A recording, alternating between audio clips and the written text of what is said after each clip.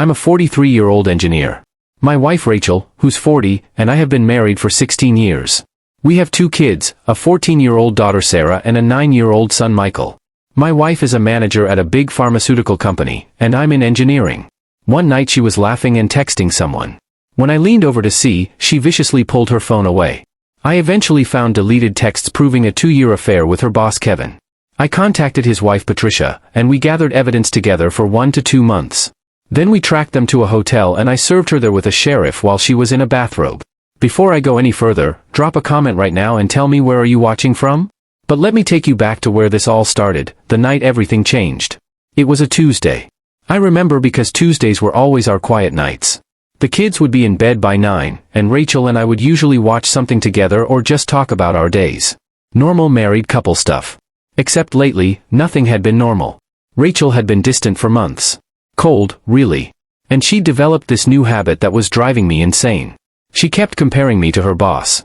Kevin would handle this situation differently, she'd say when I'd suggest we talk through a problem. Kevin's wife never complains about date nights. Why can't you just plan something without asking me what I want? Kevin knows how to take initiative. Kevin understands leadership. Kevin. I'd try to brush it off. Maybe she just admired his management style. Maybe I was being insecure. But that Tuesday night, something shifted in my gut. We were in bed. I was reading some engineering journal on my tablet, barely paying attention. Rachel was next to me, and I heard the sound, this giggle. Soft, almost secretive.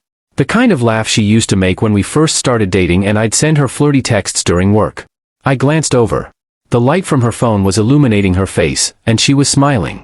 Really smiling. The kind of smile I hadn't seen in months when she looked at me. Curiosity got the better of me. I leaned over, casual-like, just wanting to see what was so funny. Maybe it was a meme from her sister. Maybe a video one of her friends sent.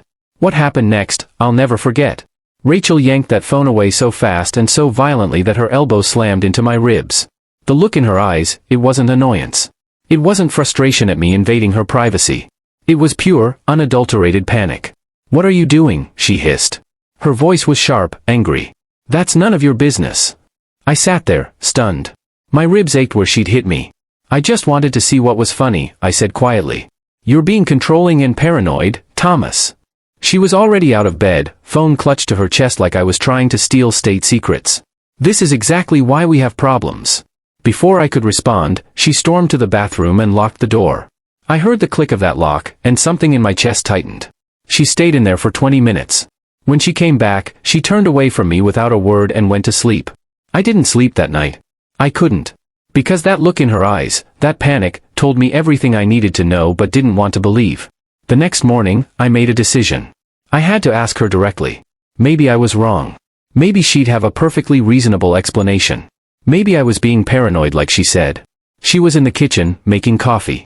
The kids were still asleep upstairs. It was just us. "Rachel," I started, my voice careful. "Are you having an affair?" The coffee mug in her hand stopped midway to her lips. For a split second, just a fraction of a moment, I saw something flicker across her face. Fear, maybe. Or guilt. Then it was gone, replaced by fury. She slammed the mug down on the counter so hard I thought it would shatter. "How dare you accuse me of cheating?" Her voice was low but venomous. "After everything I do for this family, after all the hours I work, after all the sacrifices I make, this is what you think of me?" I just dash. "No."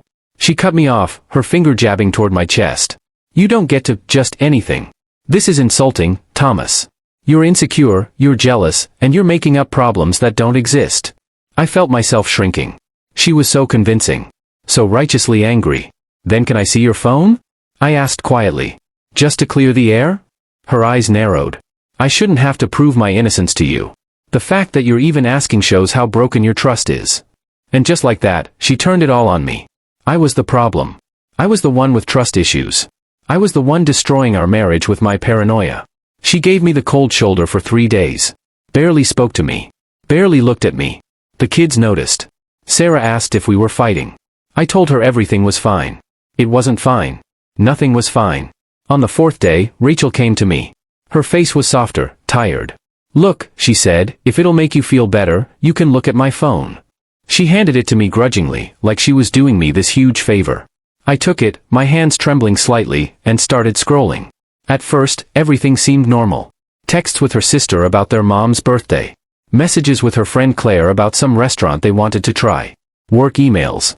Then I noticed something odd. There were gaps. Entire conversations with certain people were just gone. I'd see a message from last Monday, then the next one was from Thursday.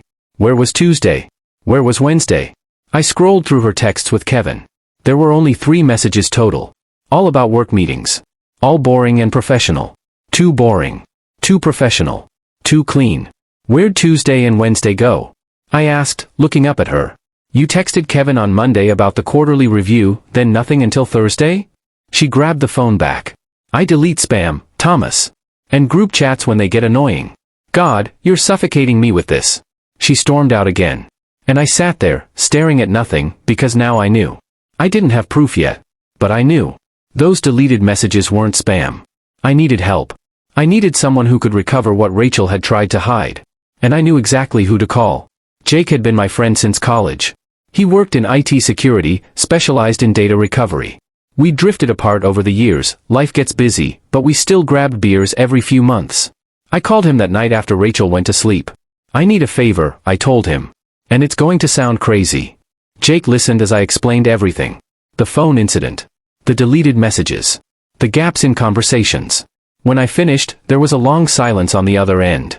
You want me to recover deleted texts from her phone, he said finally. Can you do it? Another pause.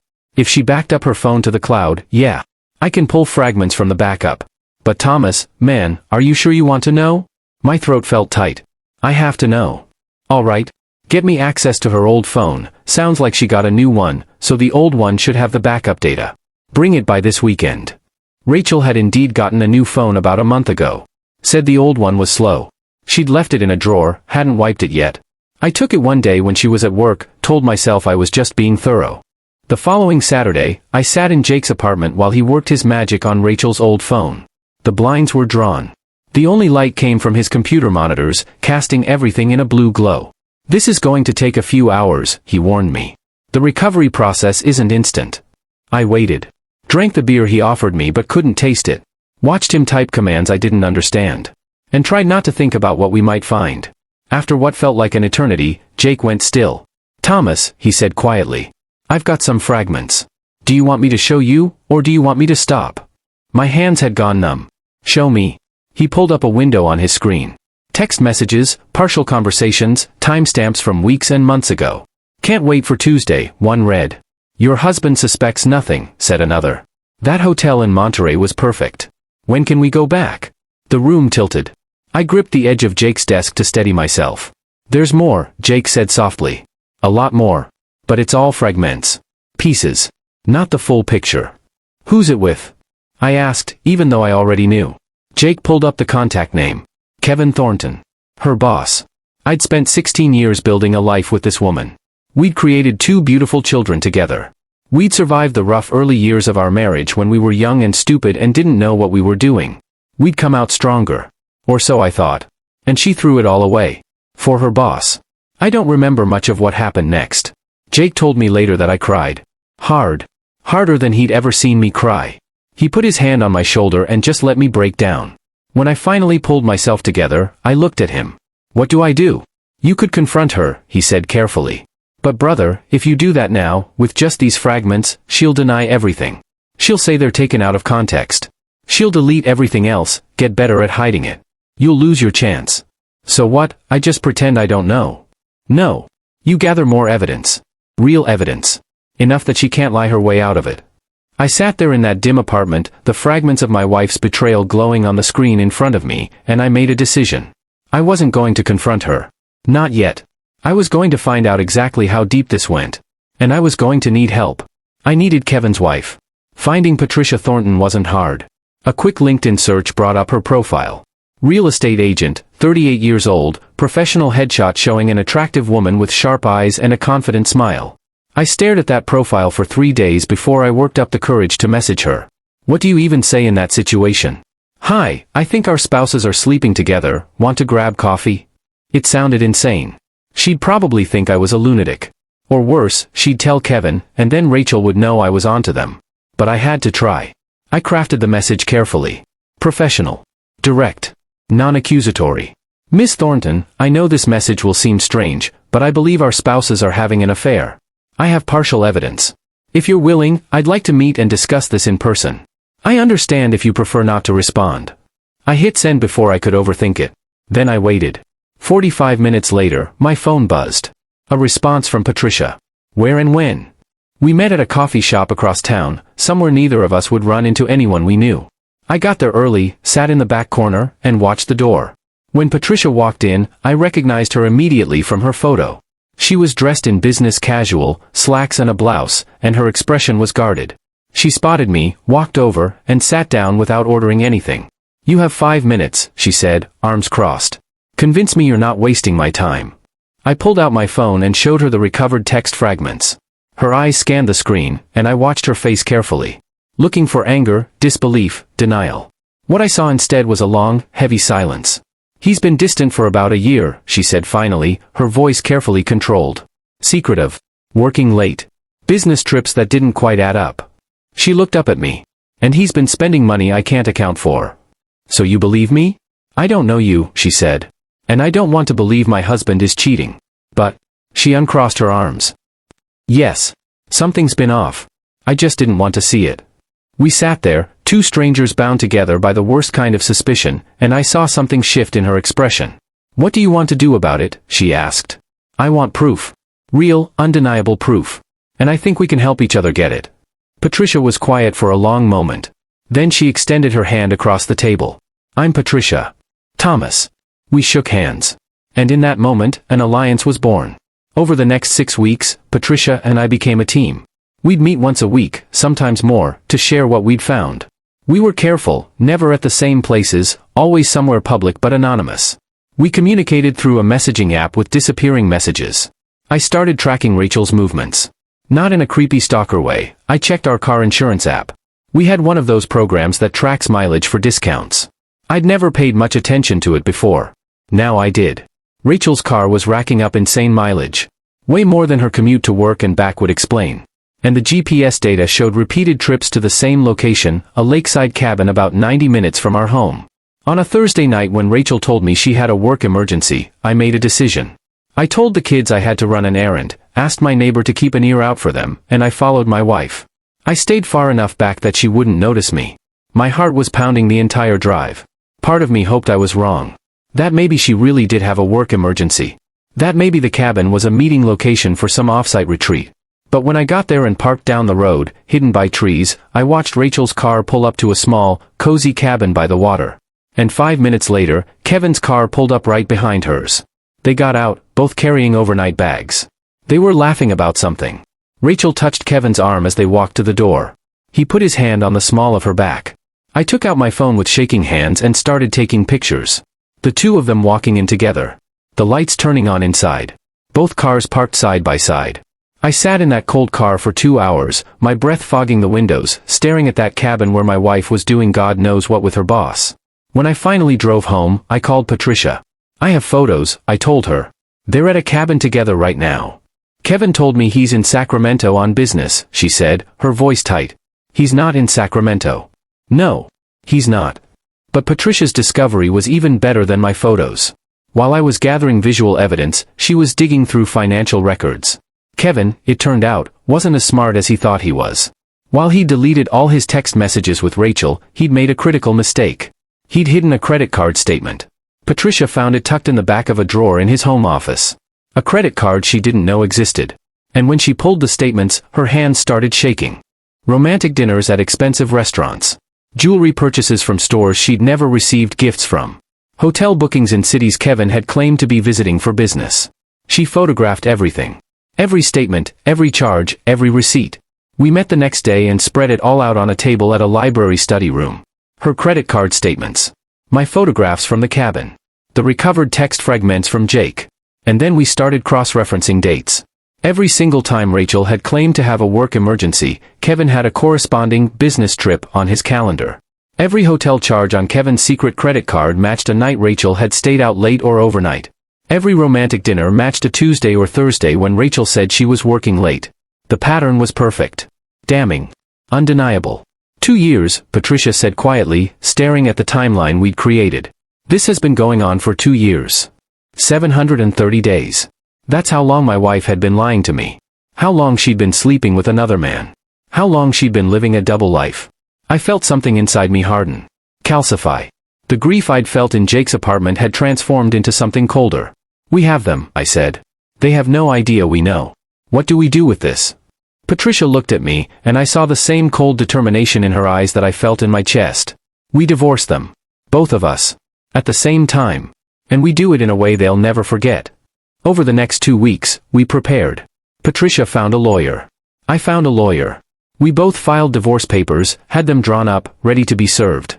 And then Patricia discovered something that made everything perfect. Kevin booked a hotel room, she told me over the phone, her voice tight with controlled fury. This weekend. Some resort about 3 hours away. Business trip? I asked, already knowing the answer.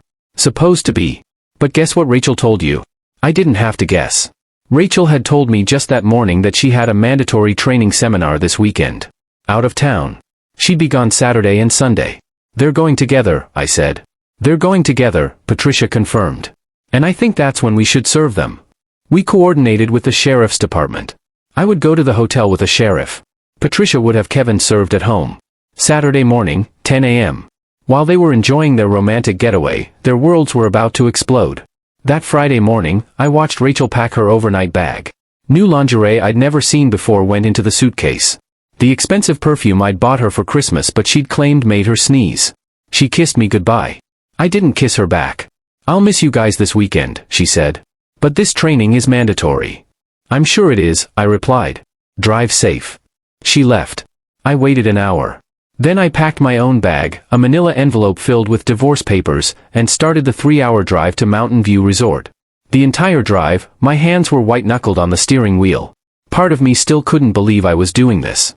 Part of me wanted to turn around, go home, pretend I didn't know anything. But I kept driving. Because I deserved better than this. My kids deserved better than this. I arrived at the resort at 9:30 a.m. The lobby was beautiful, marble floors, high ceilings, expensive art on the walls. The kind of place Rachel and I used to dream about staying at for our anniversary. Sheriff Martinez was already there, waiting by the concierge desk. I'd met with him earlier in the week to explain the situation. He was professional, sympathetic, and ready to do his job. You ready for this? He asked me quietly. No. Yes.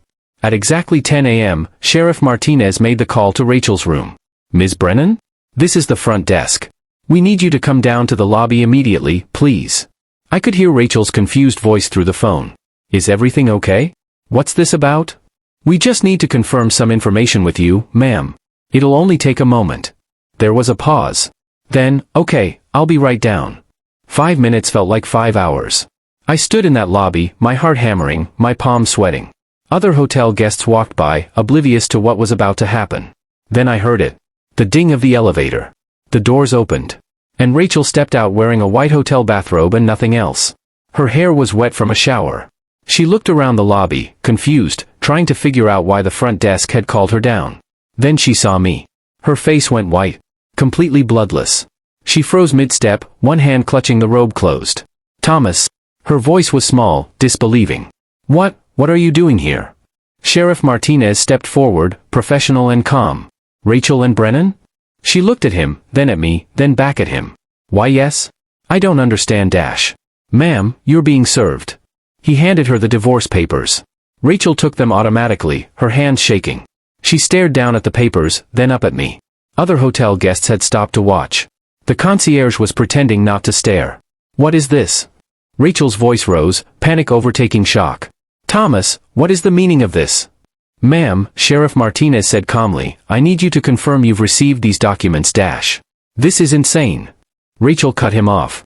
She looked at me, papers crumpling in her hands. You can't do this. What are you doing here? I looked at my wife, at this woman I'd spent 16 years with, standing in a hotel lobby in a bathrobe, fresh from a shower with another man still upstairs, and I felt nothing but cold, hard certainty. You had a 2-year affair with Kevin, I said quietly. I'm leaving you. It's that simple. No. The word came out as almost a scream. No, you have the wrong idea. I can explain. This isn't dash. But I was already walking away. Toward the exit. Toward my car. Toward my future without her.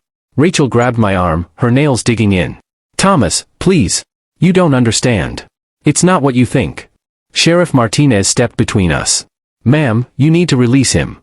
She did, but she followed me toward the door, crying now, making a scene. It's your fault. You pushed me to this. You never paid attention to me. This is on you. I didn't look back. I pushed through the lobby doors and walked to my car. Behind me, I could still hear her screaming my name. I got in, started the engine, and drove away.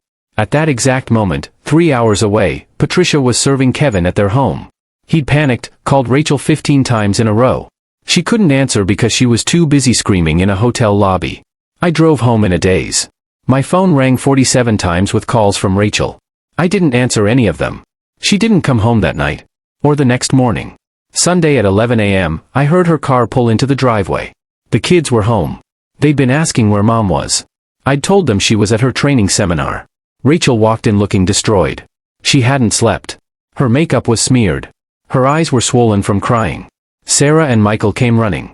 Mom, where were you? Rachel looked at me, a silent plea in her eyes. Kids, I said calmly, Mom and I need to talk. Can you go to your rooms for a bit? They went, but I could hear them whispering to each other, scared. I hated that. Hated what this was doing to them. When they were gone, Rachel turned to me. Please, Thomas. Please. It was just a mistake. Just physical. It meant nothing. 2 years, Rachel. My voice was flat. 730 days. That's not nothing. I love you. Her voice broke. I never stopped loving you. You should have thought about that before you slept with Kevin. She crumpled. Literally collapsed onto the couch, sobbing so hard her whole body shook. Part of me, a small part, wanted to comfort her. 16 years of marriage doesn't just disappear. But the larger part, the part that had been shattered and betrayed, felt nothing. You need to find somewhere else to stay, I told her. We'll figure out custody arrangements through lawyers. She looked up at me, mascara running down her face. You're really doing this? You're really throwing away everything we built? I'm not the one who threw it away. Rachel moved into a hotel that week. And then the real battle began. She hired Mitchell Crane. If you've ever been through a divorce, you know that name. He's the most aggressive, cutthroat divorce attorney in our city. The kind who goes for blood. And Rachel's strategy became immediately clear, paint me as the villain. According to her lawyer, I was emotionally unavailable. Distant. Cold. I never paid attention to her needs. I drove her into the arms of another man because I was such a terrible husband. And here was the kicker, my friendship with Patricia somehow proved I'd been planning to cheat too. Never mind that Patricia and I had only become friends after discovering the affair. Never mind that we'd never touched, never been inappropriate. The mere fact that I was close to another woman was suspicious. Crane tried to get Rachel majority custody. He argued I was unstable, vengeful. He wanted her to keep the house. He wanted a higher asset split. My lawyer countered with everything. The photos of Rachel and Kevin at the cabin. The credit card statements. The timeline showing 2 years of systematic lying. The depositions were brutal. We sat in conference rooms with fluorescent lights that made everything look sickly and cold. Rachel cried in every single session. Her lawyer would hand her tissues. She'd dab at her eyes and talk about how lonely she was, how I'd neglected her, how she'd made a terrible mistake, but people make mistakes. I sat stone-faced through all of it. Because the evidence didn't lie. You can't argue with photographs. You can't argue with bank statements. You can't argue with a 2-year pattern of deception. The judge wasn't sympathetic to Rachel's emotional neglect defense. Turns out, being lonely doesn't give you a free pass to have an affair. 4 months. That's how long the divorce took. 4 brutal, expensive, exhausting months. In the end, I got fair custody, we'd split time with the kids 50-50. I kept the house, Rachel would buy out her share once it sold or I refinanced. The assets were divided equitably. Rachel had to accept the consequences of what she'd done. But you know what the hardest part was? It wasn't the legal battle. It wasn't the money. It wasn't even seeing my wife cry. It was watching what this did to my kids.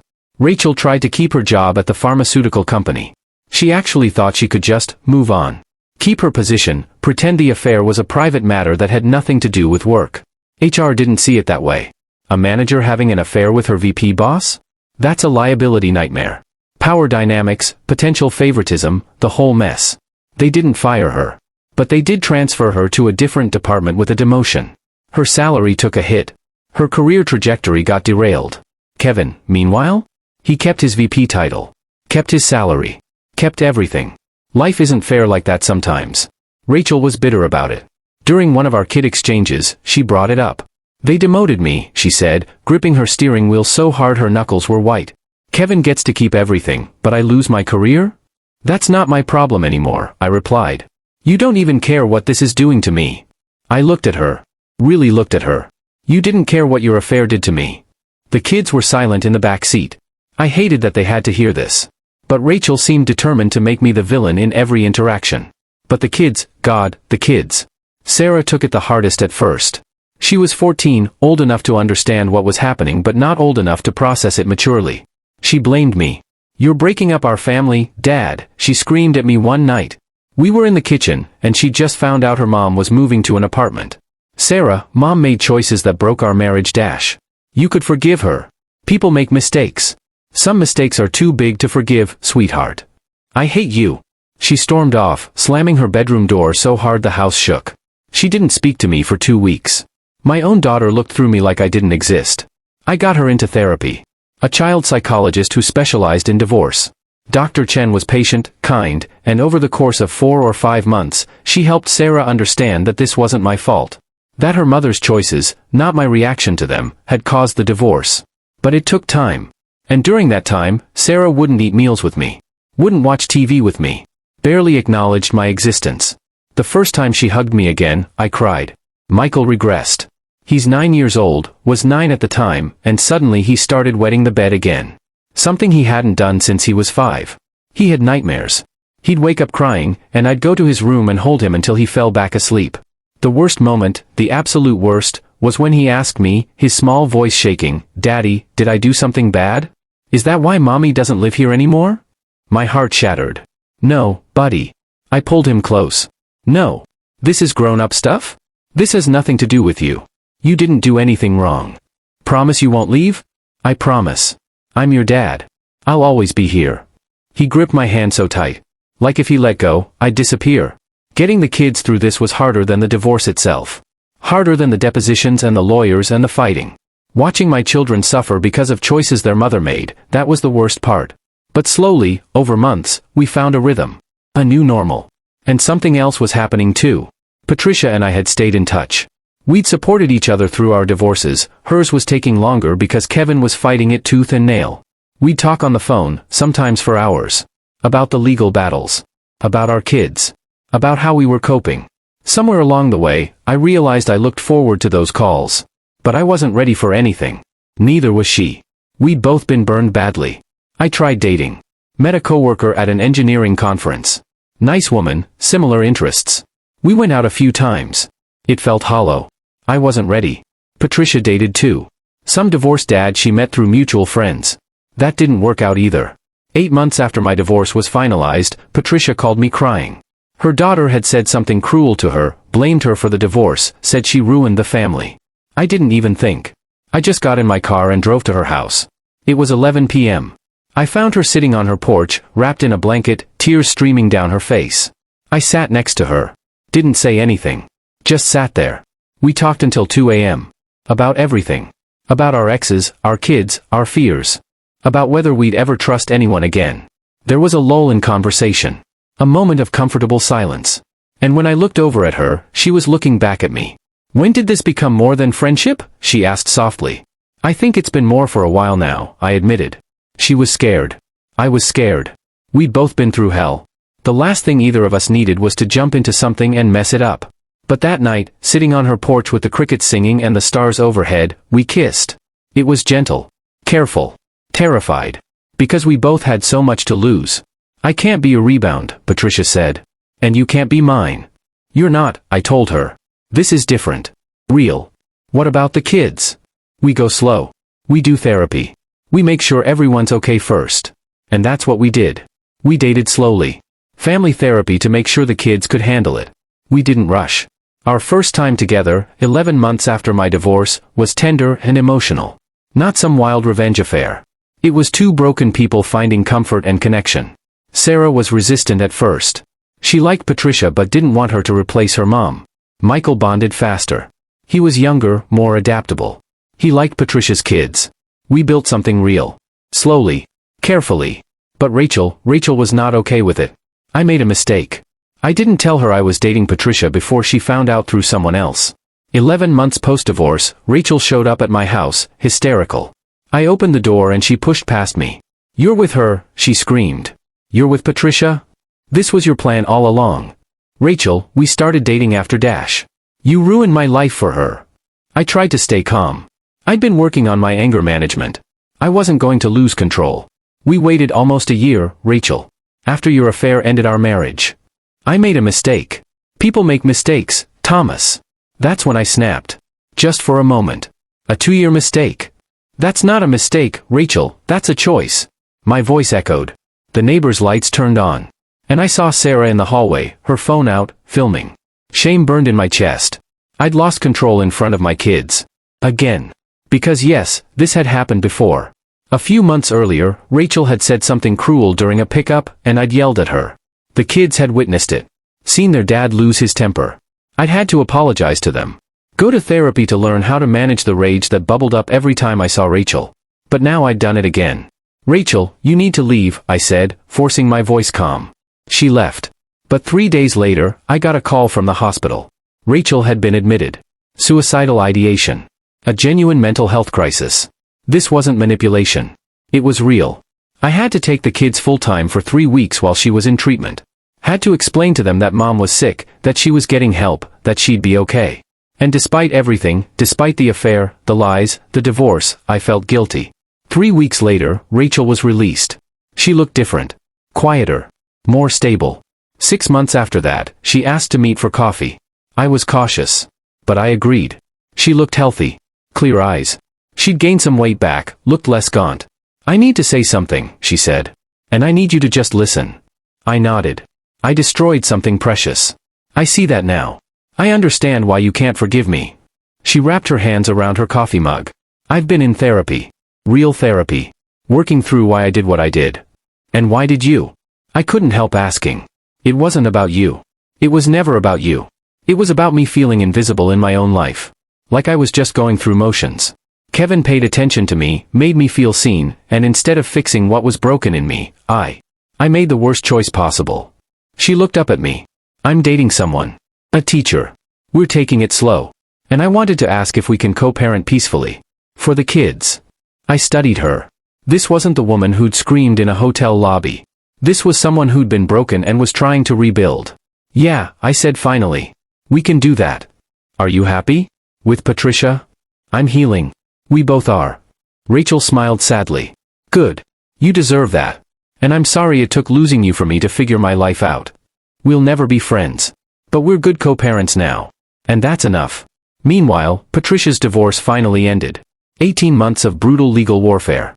Kevin had fought every step. Hired forensic accountants, tried to hide assets, even attempted to turn their kids against Patricia. In the end, the judge awarded Patricia 65% of their assets. Kevin's reputation was destroyed. He's isolated now. Bitter. Blames everyone but himself. Rachel and Kevin want nothing to do with each other. The affair died the moment it was exposed. Turns out, sneaking around was half the thrill. When it became real and had consequences, they realized they didn't actually like each other that much. It's been 18 months since I first discovered those deleted texts. 18 months since my world fell apart and I had to rebuild it. I'm sitting on Patricia's porch right now, watching our kids play in the backyard. Sarah is teaching Patricia's daughter how to drive, she just got her learner's permit. Michael is playing basketball with Patricia's son. There was a 4th of July party a few months back where Rachel tried one more time. Asked if there was any chance we could work things out. I shut it down immediately. Kindly, but firmly. Mostly, things are peaceful now. Patricia brings out lemonade and sits next to me, taking my hand. "Do you ever regret how we did it?" she asks. "The hotel serving?" "Not for a second. They deserve to face consequences." Sarah asked me yesterday if we're going to get married. I smile. "What did you say?" I said maybe someday. But we're not in a hurry. Good answer. We're not married. We're both gun-shy about that after everything. But we're building a life together. Slowly. Carefully. This isn't the life I planned. But it's the life I chose after everything fell apart. And you know what? It's better. Better than settling for someone who didn't value me. Better than living with lies. Rachel thought she could have everything. Instead, she lost it all. Me? I found someone who chooses me every single day. That's the real victory. Here's what I learned through all of this: don't ever accept disrespect from someone who promised to love you. Don't settle for scraps when you deserve the whole meal. And sometimes, the best revenge isn't revenge at all. It's building a better life without them. If this story resonated with you, if you've been through something similar or you're going through it now, drop a comment below. Tell me your story. And let me know, would you have served them at the hotel, or would you have handled it differently? Because here's the thing, there's no perfect way to handle betrayal. You just do the best you can with the information you have. And you keep moving forward.